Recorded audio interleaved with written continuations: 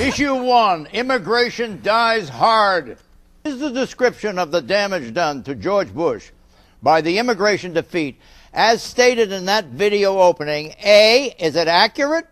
B, is it exaggerated? Or C, is it understated? He walked away from Social Security reform. He's going to walk away from immigration. The important thing about the immigration bill, you have to remember, was that it was a bill, a package bill, that really had no underlying ideology. The saddest part about immigration policy is how it's being used to cloak anti-Hispanic bigotry. You talk about securing the borders, and yet nobody talks about building a wall along Canada.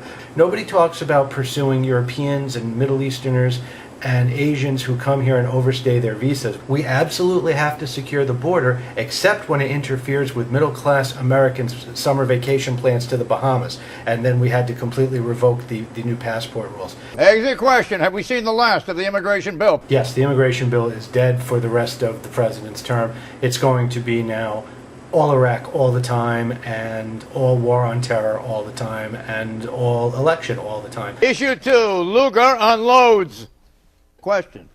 Is Lugar's fundamental position right that we should change course and change it now? I ask you. In the time since this episode aired, another senior Republican, Pete Domenici of New Mexico, also basically broke ranks with the president. The reason I think that it's all these senior Republicans in the Senate is a very simple reason. They want the Senate back. Remember, the Senate is only 51-49. They miss their committee chairmanships.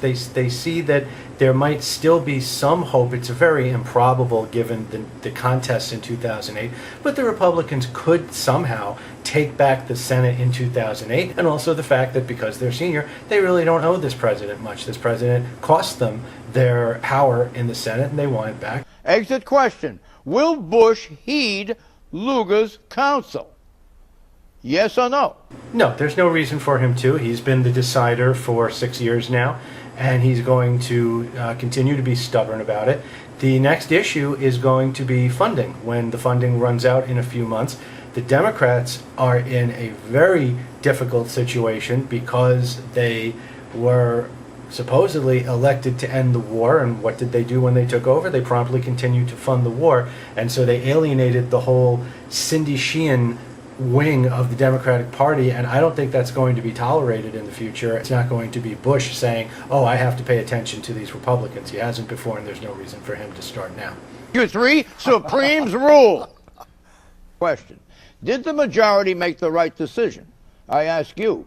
Remember what you have going on here. You have government penalizing people because of the color of their skin by sending them to a less credentialed or an inferior school for no other reason at the margin than because of the color of their skin. How this is tolerated in 21st century America, I cannot understand.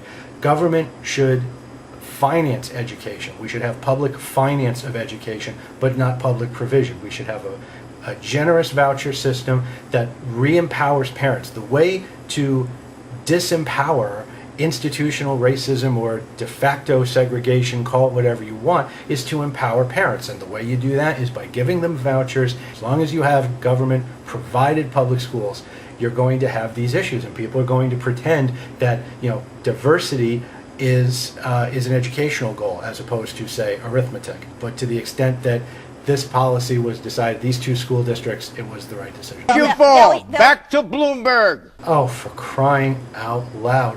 What is it with the media and Michael Bloomberg?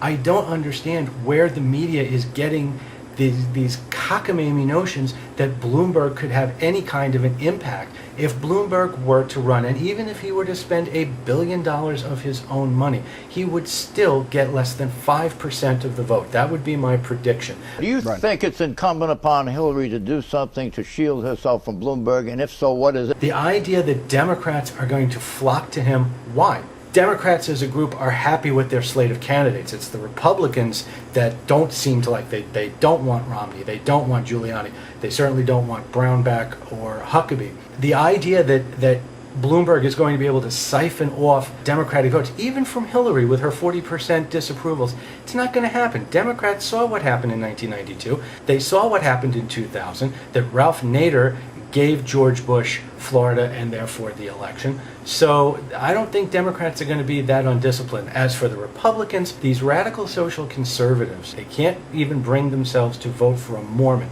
Do you think they're going to vote for a Jew?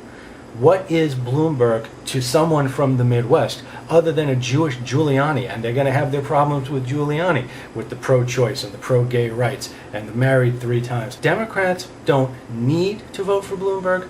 Republicans don't want to vote for Bloomberg. Nobody is going to vote for Bloomberg.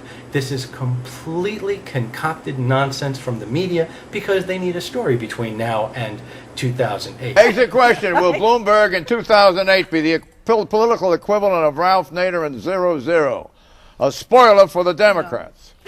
As I said, no, because there's no reason to think the Democrats would vote for him.